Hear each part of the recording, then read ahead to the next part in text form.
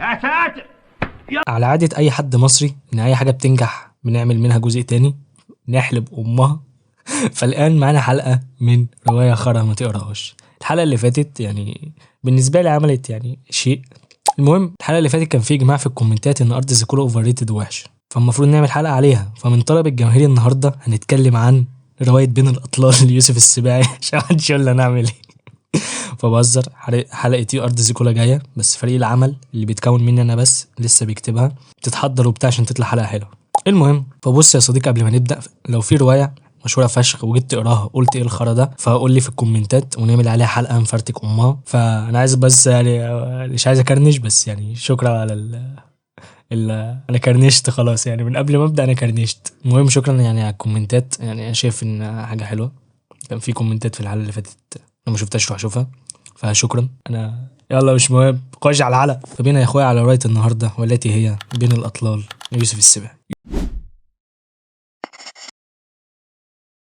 يوسف السباعي صديقي المستمع، بجد انا متضايق عشانه بسبب الروايه دي، لان يوسف السباعي بجد من كتابي المفضلين. فلو انت بجد يا استاذ انت اللي كاتب الروايه دي انت بجد انت بوسي ملك الرحمه. فالمهم تحس ان يوسف السباعي كتبها تحت تهديد حاجه، تحت تهديد السلاح، تحت الاسر، تحت تاثير المخدرات.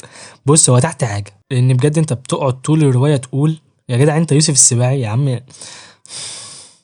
انا زعلان. انزل قول لي معلش خربوش في الكومنتات، واقترح عليا روايه وحشه او اوفر ريتد نهاها عليها، واعمل لي لايك وسبسكرايب. المهم بينا على الوحش اللي في الروايه. صدق اللي قال والله، يا عيني على الحلوه لما تبهدلوا الايام. بص انا هتكلم عن حاجه واحده طول الحلقه دي، وهي جزء الحكايه، لان اللي بحكايه بجد لو قلت وحشه هبقى كارمها. انا بقول وحشه ومتضايق والله لانها ليوسف السباعي. المهم يا اسطى انا هتكلم في الجزء ده لان فعلا رومانسيه يوسف السباعي هي الصراحه ساعات بتكرنج منه، بس كخربوش انا ساعات بحبها. فنقول اللي علينا واللي عليه، يعني ايه اللي بقوله ده.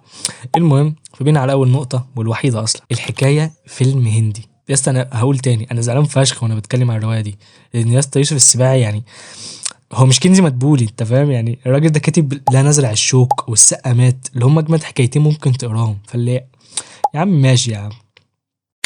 عارف يا اسطى الافلام الهندي اللي هو ام البطل تطلع اخته في الرضاعه ويبقوا الاتنين ولاد عم؟ ده بجد الحكايه يا اسطى. يا اسطى يعني يا اسطى ما ينفعش يا اسطى، يا اسطى يعني ما ينفعش. ما ينفعش. يا استاذ ورب انا مكسوف وانا بحكي القصه. بص انا هحكي لك وحاول ما تضحكش ماشي. معانا طالبه عادي بتحصل، ومعانا معيد في الكليه عادي، كليتي مش مهم يعني يا عم، كليه صرف صحي قسم خراطيم. فالمهم يا اسطى تبقى في امتحان وبتاع، طالبه اكيد يعني فوق معايا. المهم يخش عليها المعيد ده بيراقب يعني. المهم مستر شاروخان ده، بما اننا في فيلم هندي فشاروخان ده بقى بيقف في حب البطل. فانت زمانك دلوقتي بتقول ها وبعدين ما طبيعي يا ابني، ولا انت خلاص القناه جننتك والشهره خلاص كلت عقلك بعد ما بقت 130 سبسكرايبر. فالمهم اعمل لي لايك وسبسكرايب. المهم يا اسطى تعمل ايه؟ وحشني والله لو بنت يعني انا 011. المهم فنرجع للنقطه، انا قلت ايه؟ واحد حب واحده، ففين المشكله؟ المشكله جايه اهو يا عم. جاهز؟ جاهز ها. اللي حبها بتطلع اخته. مش مصدقني اقسم بالله يا عم، اللي حبها بتطلع اخته. مش مصدقني يا عم؟ اقسم بالله بتطلع اخته. انت مش مصدقني تاني صح؟ طب اقسم بالله تطلع اخته. مش مصدقني تاني؟ لا خلاص بقى حلفت كتير. المهم يا اسطى انت كويس نكمل ولا ايه؟ حاسك اتفقعت بعد اللي سمعته، ما بالك باللي قرا بقى، ده انت في نعيم الجهل والله. فالمهم يا اسطى فايه بقى، اصل الحلقه كده خلصت، هقول ايه تاني بعد اللي اتقال؟ انت متخيل ان في حد يكتب حاجه زي دي؟ بجد يا جدع يعني يوسف السباعي كبير عنده 91 سنه. انا بس ميت دلوقتي الله يرحمه. المهم يا اسطى حاسك ما دفعتش كفايه كده، حاسك ما دفعتش كفايه باللي حصل. اديك كمان. بص بقى في جزء من الروايه في كاتب مشهور بتحصل يعني بتحصل في احسن العائلات. الراجل ده بيحب بنت عندها 15 سنه. يلا احلى بيدوفيليا عليك يا عم. مبسوط كده يا استاذ؟ اقسم بالله انا بحبك يعني يا رب. انا بيك فان يا جدعان ليوسف السباعي، بجد انا حاسس ان انا اقسم بالله كنزي مدبولي تستحي تكتب الكلام ده. في جزء بحب اعمله ان اشوف راي الناس على الجود ريدز. اني شخص مهرج عادي بس ديكتاتوري، بشوف اراء الناس وافضل اتريق عليهم. في حاجه كده بقى لاحظتها ان معظم الريفيوهات من بناويت. الريفيوهات العاليه اللي هي مثلا 5 نجوم ل4 كده بتبقى من بناويت. فمثلا بص زهراء الهاشمي، يارا، حلا، ريهام، احمد. ايه ده احمد ازاي؟ المهم فمش قصدي، بس انت لو يعني من جنس النعم وبتسمعيني، بحس ان الروايات الرومانسيه حتى لو وحشه البنات بتشوفها حلوه. فهل ده بسبب الاحاسيس الزياده اللي عندكم واحنا مش بنحس مثلا غير لما ميسي يخسر؟ انا بحب ميسي بالمناسبه، ده وده بره المحتوى يعني. وحاجه تاني بره المحتوى، انا بصمم اغلفه الكتب، ممكن اعرض شغلي في الفيديو ده لو كنت فاضي يعني احطها في المونتاج.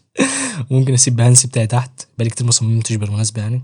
المهم يعني لو لسه كاتب ناشئ يعني تعالى ادربك.